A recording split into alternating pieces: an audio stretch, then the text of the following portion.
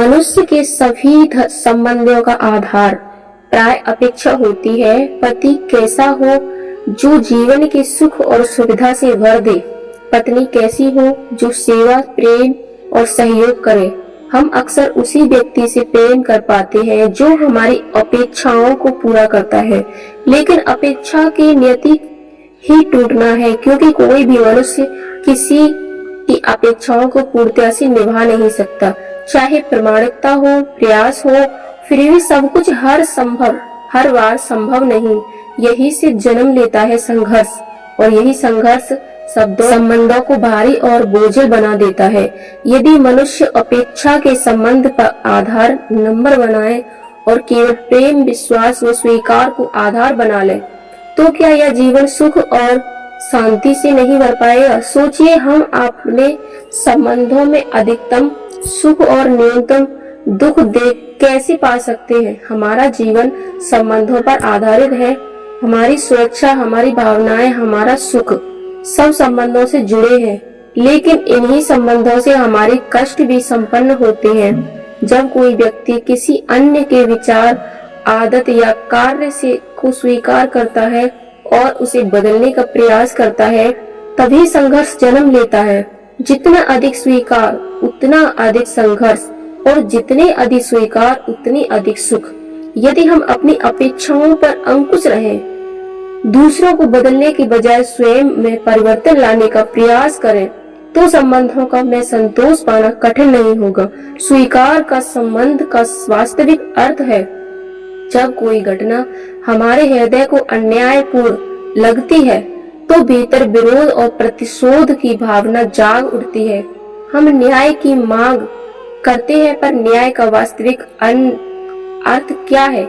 न्याय का अर्थ है गलत करने वाले को अपने कार्य पर पश्चाताप हो और पीड़ित के मन में विश्वास लौट आए। लेकिन जिसके हृदय में धर्म नहीं, वह न्याय के नाम पर बैर और प्रतिशोध पाल लेता है और पीड़ा का उत्तर और अधिक पीड़ा देने की कोशिश करता है। इस मार्ग पर चलते चलते अन्याय सहने वाला स्वयं अन्याय करने लगता है। जब दो व्यक्ति निपट जाते हैं, तो वे एक दूसरे के लिए सीमाएं और मर्यादाएं बनाने लगते हैं। हमारे सभी संबंधों में ऐसी सीमाएं मौजूद हैं, और जब कोई इन सीमाओं को पार करता है तो मन आहत हो जाता है। वास्तव में सीमाएं किसी भी स्वतंत्रता को सीमित करने का प्रयास ही तो है, लेकिन यदि हम एक दूसरे की स्वतंत्रता का सम्मान करें, तो मर्यादाओं और सीमाओं की आवश्यकता ही नहीं होगी। जैसे आत्मा किसी संबंध की गहराई है, वैसे ही स्वतंत्रता उसका संग्राम है, उसका प्राण है। पिता सदा संतान के सुख और भविष्य की चिंता करते हैं, इसी कारण वे उनके जीवन का मार्ग स्वयं तय करने लगते हैं। वे चाहते हैं कि संतान उसी राह पर चले जिस पर वे स्वयं चले और सफल हुए। लेकिन तीन बातों पर विचार करना आवश्यक है। पहली, समय के मार्ग बदलते हैं, परिस्थितियां और चुनौतियां भी बदलती है, तो पुराना अनुभव हमेशा नई पीढ़ी के लिए उपयुक्त कैसे हो सकता है? दूसरी, हर संतान अपने माता पिता की प्रकृति नहीं होती। ईश्वर प्रत्येक के अलग क्षमता और स्वभाव देता है। तीसरे, जीवन के संघर्ष में चुनौतियां भी लाभकारी होती हैं, वे नए उत्तरों और विकास का मार्ग खोलती हैं। अतः संतान के चरित्र का निर्माण करना उनके जीवन का मार्ग तय करने से अधिक श्रेष्ठ है। हर व्यक्ति के जीवन में क्षय आता है जब वह सत्य कहने का निश्चय करता है, परंतु कभी कभी यह सोचकर चुप रह जाता है कि दूसरे को दुख होगा।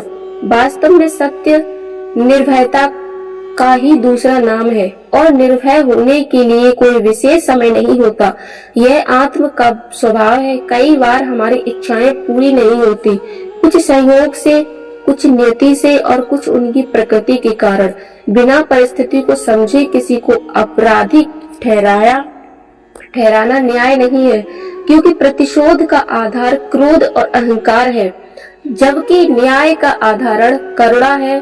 भविष्य के दुखों से बचने के लिए हम योजना बनाते हैं, और इतिहास ये बताता है कि जब भी संकट आता है, उसी के साथ उसे समाप्त करने की शक्ति भी जन्म लेती है। जो संकट का सामने करके आगे बढ़ता है, वह और भी चमकता है और आत्मविश्वास से भर जाता है। लेकिन जो ऐसा नहीं कर पाता वही स्वयं समाज के लिए संकट बन जाता है। क्या केवल परंपरा ही धर्म है? नहीं, जैसे पत्थर में मूर्ति होती है पर उसे तराशना पड़ता है, वैसे ही परंपरा में धर्म छिपा होता है जिसे विवेक से खोजा जाता है। बिना विवेक के परंपरा का अंधानुकरण व्यक्ति को धर्म से वंचित कर सकता है।